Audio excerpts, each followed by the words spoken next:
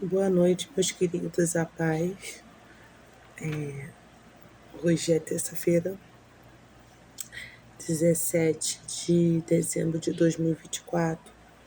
Hoje nós vamos estar deixando para a nossa meditação em Lucas, capítulo 15, falar sobre a parábola da ovelha e da dracma perdida, mas nós iremos focar no versículo 8, né, que fala sobre a mulher que perde a sua dracma.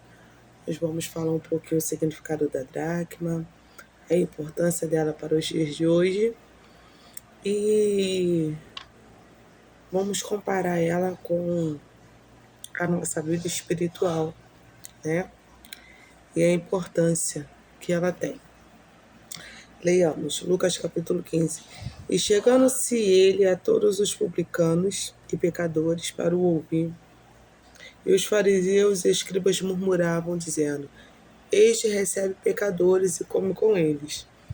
E ele lhe propôs uma parábola, dizendo: Que homem dentre vós, tendo 100 ovelhas, e perdendo uma delas, não deixa no deserto as 99, e vai após a perdida até que venha achá-la. E achando-a, põe sobre os seus ombros, cheio de júbilo. E chegando à sua casa, convoca os amigos, vizinhos, dizendo: Alegrai-vos comigo, porque já achei a minha ovelha perdida. Digo-vos que assim haverá alegria no céu por um pecador que se arrepende, mais do que as 99 justos que não necessitam de arrependimento. Focando no versículo 8. Ou qual a mulher que tendo 10 dracmas, se perde uma dracma, não acende a candeia e varre a casa e busca com diligência até achar. E achando-a, convoca as amigas e vizinhas, dizendo: Alegrai-vos comigo, pois eu achei a minha dracma perdida. Amém? Então, o significado da dracma naquela época, né? A dracma, ela era um valor, ela tinha vários pesos, tá? Ela tinha vários pesos. Ela era moedas estrangeiras, era um antigo valor monetário que vinha da Grécia, né, que hoje em dia ela é substituída pelo euro, né, que a maioria dos países europeus, né, os países do continente árabe, eles usam, né, o euro como moeda monetária. E naquela época ela era a dracma, né, que era um valor monetário da antiga Grécia, né? Na Bíblia, quando fala da mulher da dracma perdida, que se perde uma das 10, e se não acende a candeia e varre a casa, não pode achar, necessária, aqui ela vem nos dando a atenção, que é necessário nós termos diligência e cuidado para achar alguma coisa que nós acabamos perdendo. Porque ali ela deu uma importância muito grande. Ela poderia dizer: eu tenho 10, eu perdi uma, poxa, perdi uma, é triste, mas tenho 10 ainda. Não, mas ela ali começa a procurar, não consegue achar, acende a candeia, porque naquela época não se usava a luz elétrica, né? Todos sabem que era aquela candeiazinha, e começa a procurar devagar, e pega a vassourinha e vai varrendo, para ver se consegue achar a sua dracma perdida. Então, isso já nos chama a atenção do cuidado que nós temos que ter com algo que nós acabamos perdendo em nossa vida espiritual, né? A dracma naquela época ela poderia significar muitas coisas, né? Ela dava a importância a uma pessoa que usava uma dracma, né? Como meu filho aqui, ó, ele coleciona pedras, tem várias pedras. Não pode ir num lugar que ele tem pedras, tem várias pedras aqui em casa, de vários tipos de tamanho. Não pode tocar nelas, que elas são de valor inestimável para ele. Ele chega aqui, arruma elas todinhas. Se alguém mexe, ele sabe que alguém mexeu, tirou fora do lugar. Ele vai lá e coloca ela no lugar de novo. Então, é exatamente como a dracma. A dracma, ela era algo que dava valor de importância a uma pessoa. Uma pessoa que usava a dracma, ela já era identificada como alguém importante. Aquilo ali tem valor. Aquela pessoa ali não é qualquer pessoa. A dracma também ela poderia representar um valor de um dia inteiro de trabalho, né? Por exemplo, Marilene saiu, foi dar uma faxina na casa de alguém, pegou 250, 150 reais nessa faxina.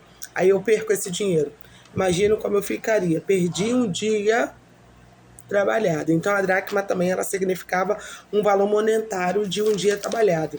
A dracma ela também significava uma herança familiar, né? Algo que você guardava aquilo ali como uma herança familiar, era algo que você carregava contigo. Também era um valor simbólico sentimental também. Ou ela também poderia significar um dote, a qual as moças naquela época carregavam, né? Porque naquela época, né? Como ainda existe lá, né? A cultura do país, que as moças só poderiam casar, né, se elas tivessem um dote. Então elas já usavam aquilo ali para dizer assim, ó, aquela família ali já tem um dote, então já pode arrumar um noivo para aquela moça, né? Então também carregava aquilo ali como a demonstração da procura de um noivo. Ó, aquela ali já tem um dote, então ela está procurando um noivo. E assim é a nossa vida, né? É algo muito importante que devemos zelar, cuidar, algo de muito valor. Então não podemos andar negligente quanto ao cuidado da nossa vida espiritual, né? Quantos nós estamos assim há tanto tempo na presença de Deus, já estamos ali há bastante tempo e já não perdemos algo, né?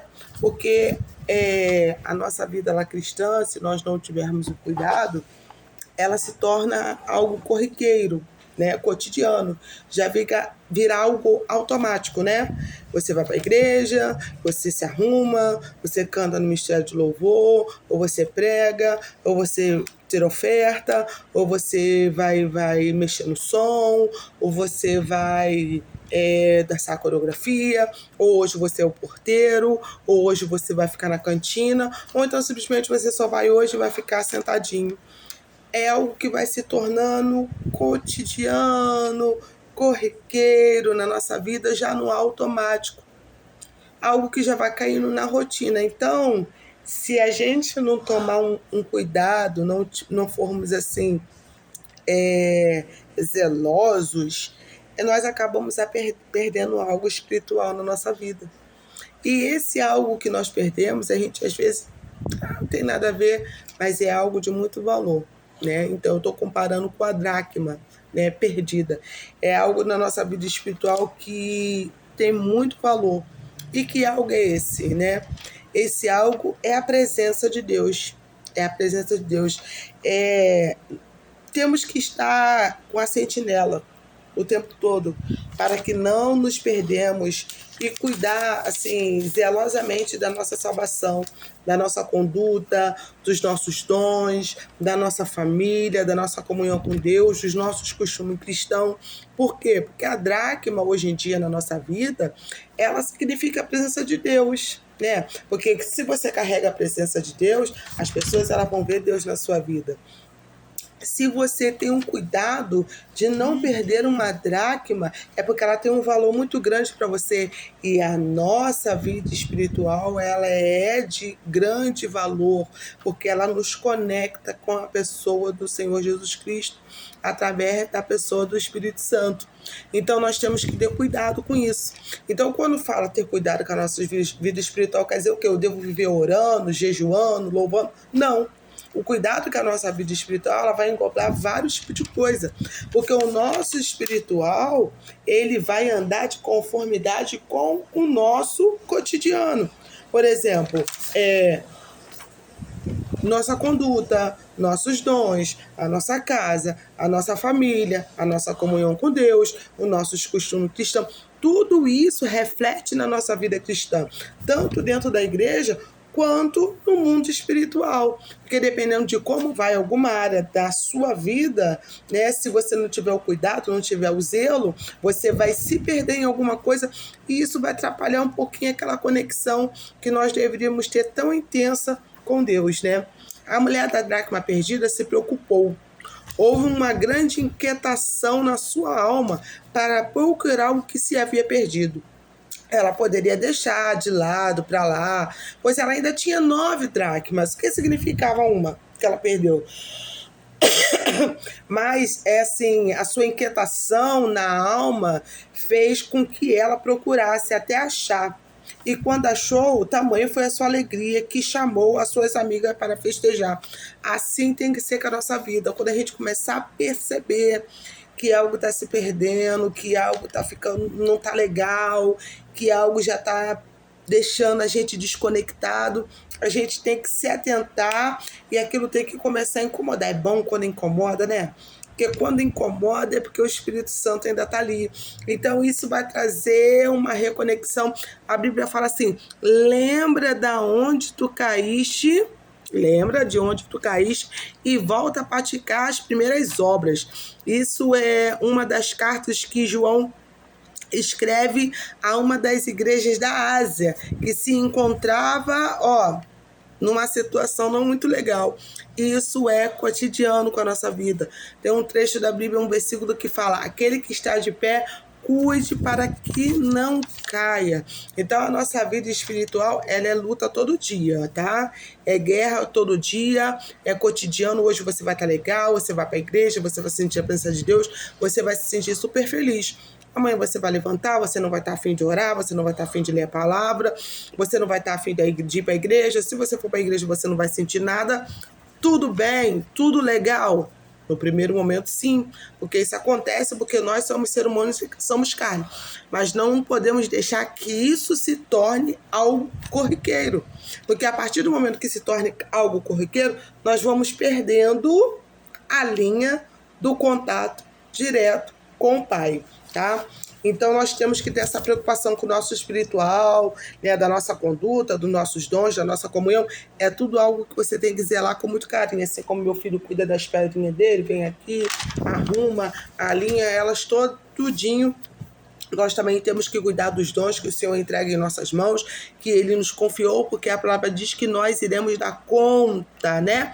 Aquele que recebeu 1 talento, 2 talentos, 3 talentos. Aquele que recebeu 1 talento fez o quê? Foi lá e enterrou. Aquele que recebeu 2 foi lá e multiplicou por 4.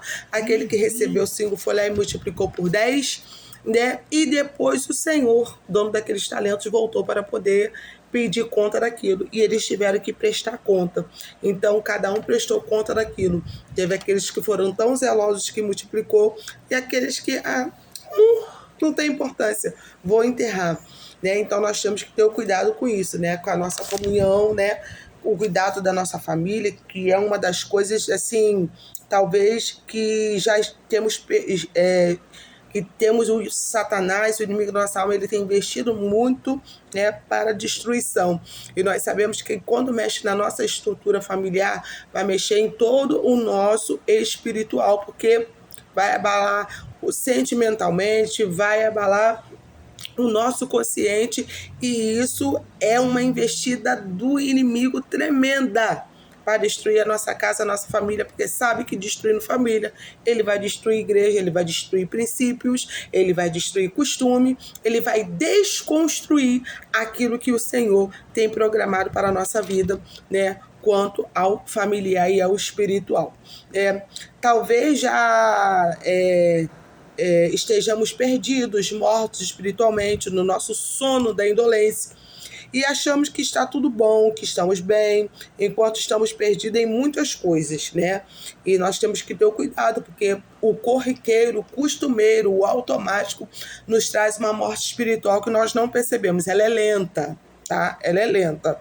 Jesus dá o exemplo quando cita a mulher com a dracma perdida e da ovelha perdida também, que ele poderia deixar de ela se ir por achar que não faria falta pelo fato de haver outras, né? Jesus deixa esse exemplo, né? Não, deu o exemplo da mulher da dracma perdida para aquelas pessoas que estavam ali ouvindo, para aqueles que estavam murmurando, porque lá ele senta, come com pecadores, come com publicanos, estavam ali criticando, né? Mas Jesus, ele veio para contrapor tudo aquilo que a lei, né, não cumpria. Jesus, ele veio amando todo mundo aqui, todo mundo odiava. Era prostituta, era publicano, era matador, era cobrador de imposto, era fariseu. Jesus, ele vinha contrapor tudo aquilo que a sociedade discriminava. Não é que o pecado seja aceitável, mas ele era cura, ele era transformação.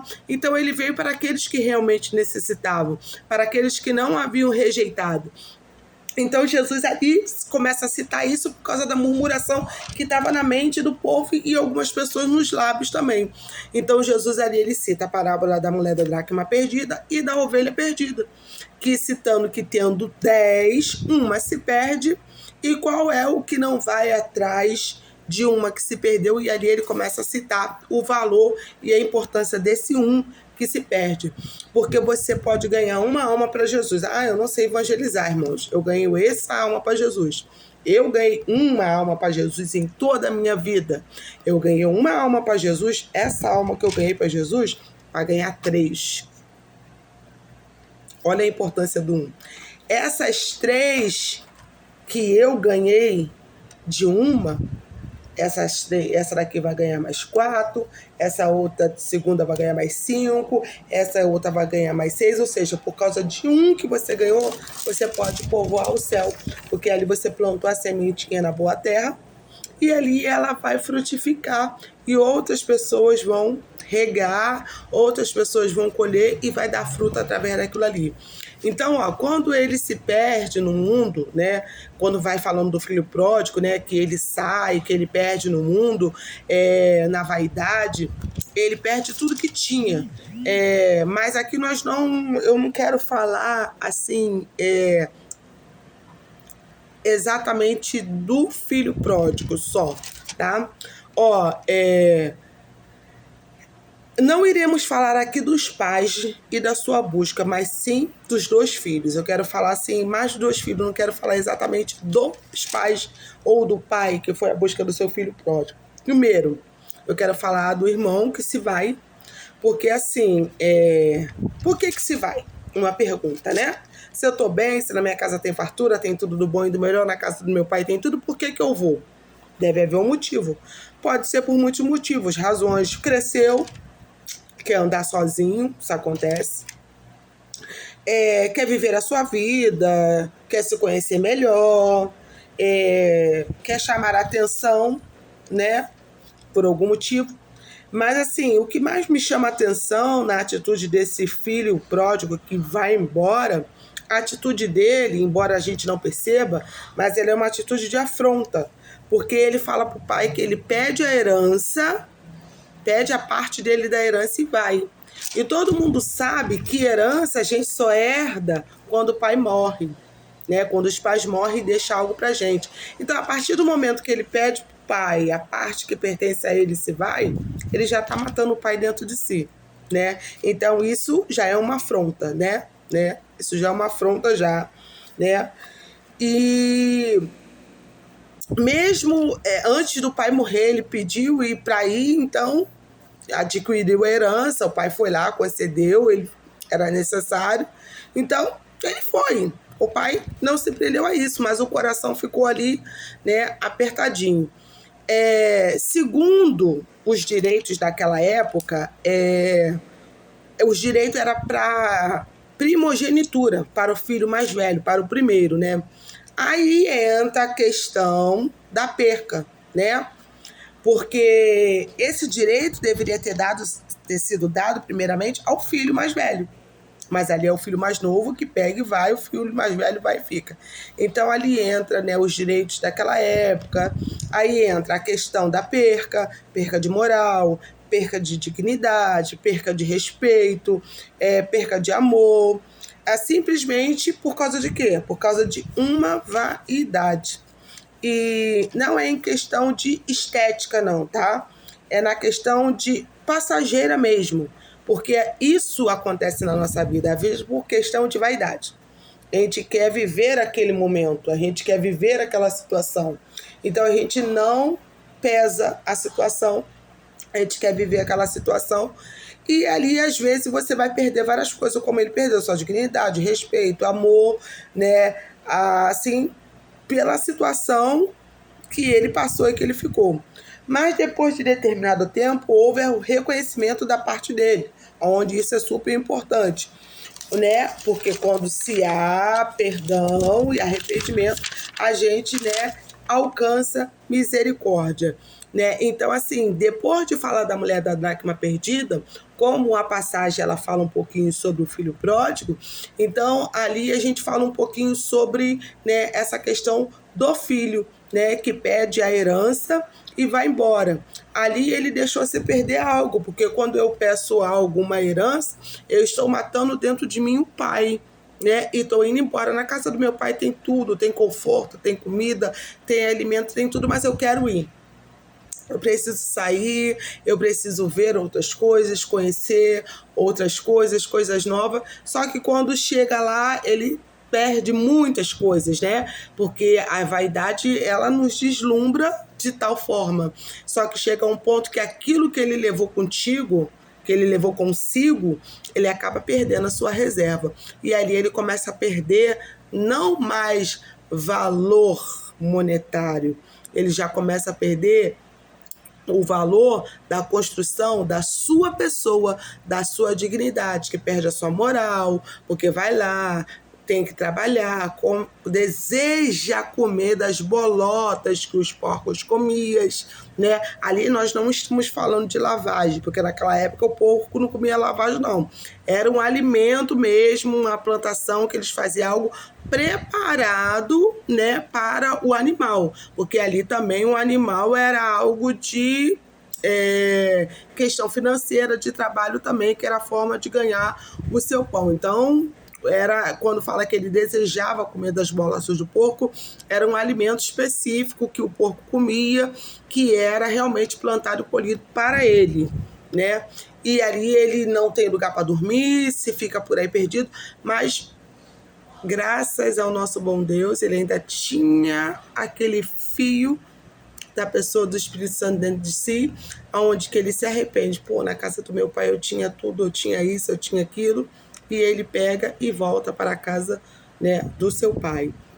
E o Senhor ali dá o exemplo de que ele poderia não aceitá-lo de volta, mas ele se alegrou por causa de um filho que voltou, né?